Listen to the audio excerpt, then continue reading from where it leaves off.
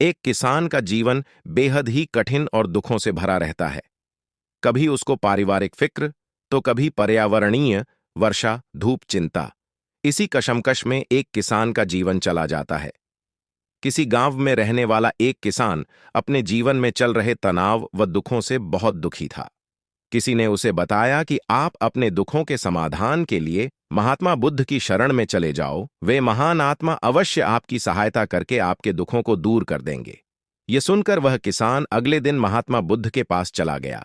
वह गौतम बुद्ध के पास पहुंचा और कहने लगा, हे महात्मा, मैं एक किसान हूं और मैं अपनी जीविका चलाने के लिए खेती बाड़ी करता हूं, लेकिन कई बार वर्षा ना होने से फसल सूखे की भेंट चढ़ जाती है। किसान ने आगे कहा कि मैं एक विवाहित पुरुष हूं, मेरी पत्नी मेरा ख्याल रखती है और मैं उससे बहुत प्रेम करता हूं, लेकिन कभी कभी वह मुझे परेशान करती है, जिससे मुझे लगता है कि मैं उससे अब ऊब चुका हूं और वह मेरे जीवन में ना होती तो कितना अच्छा होता। भगवान बुद्ध उस किसान की बातों को ध्यानपूर्वक सुनते रहे।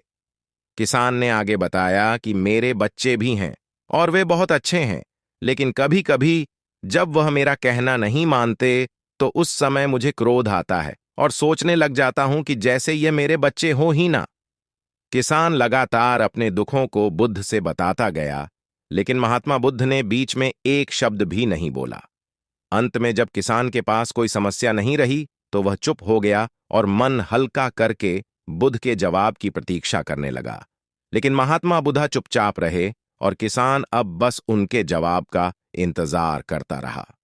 अंत में जब किसान का सब्र फूटा तो ऊंची आवाज में उसने भगवान बुद्ध से कहा, क्या आप मेरी समस्याओं का समाधान नहीं करेंगे? मैं तुम्हारी किसी भी प्रकार की कोई सहायता नहीं कर सकता, बुद्ध ने उत्तर दिया। किसान को यह सुनकर तो कुछ देर खुद के कानों पर यकीन नहीं हुआ। ये आप क्या कह रहे हैं?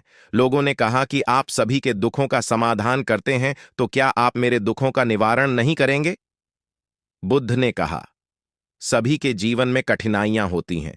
तुम्हारे जीवन में ऐसी कोई कठिनाइयां नहीं हैं जिनका मैं समाधान करूं। ये कठिनाइयां तो सभी के जीवन में आती हैं।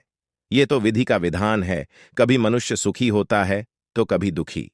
कभी उसे पराये अपने लगते हैं तो कभी वह अपनों को पराया समझने लग जाता है। यह जीवन चक्र है जिससे कोई नहीं निकल सकता। सिर्फ तुम्हारा ही नहीं, सभी लोगों का जीवन समस्याओं से ग्रसित है, जिस कारण मैं इन समस्याओं का समाधान नहीं कर सकता।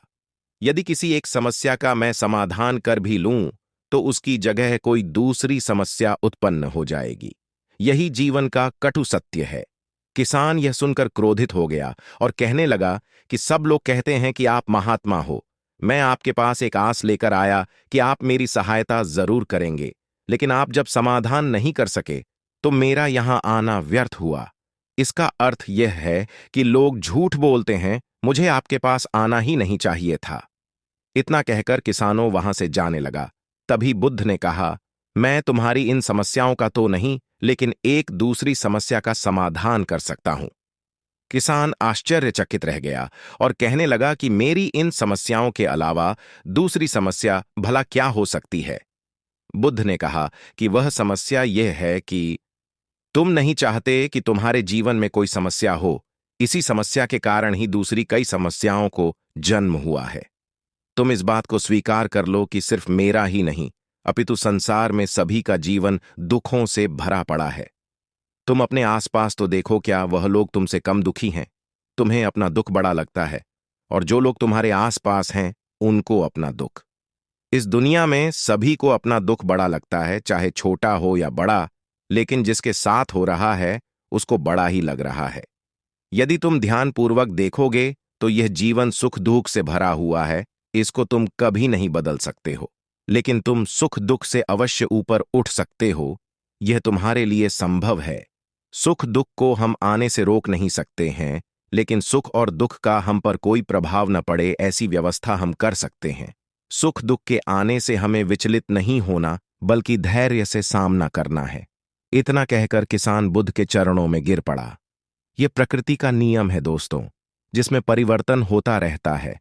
दुख और सुख आते रहेंगे, बस हमें उनके साथ अच्छे से मुकाबला करना होगा। सुख के आने पर हमें अति उत्साह नहीं होना चाहिए, और दुख के आने पर हमें डटकर मुकाबला करना चाहिए। भगवान बुद्ध द्वारा इस गाने में यही कहा गया कि हमें मुश्किलों या दुखों से घबराना नहीं, बल्कि सामना करना है।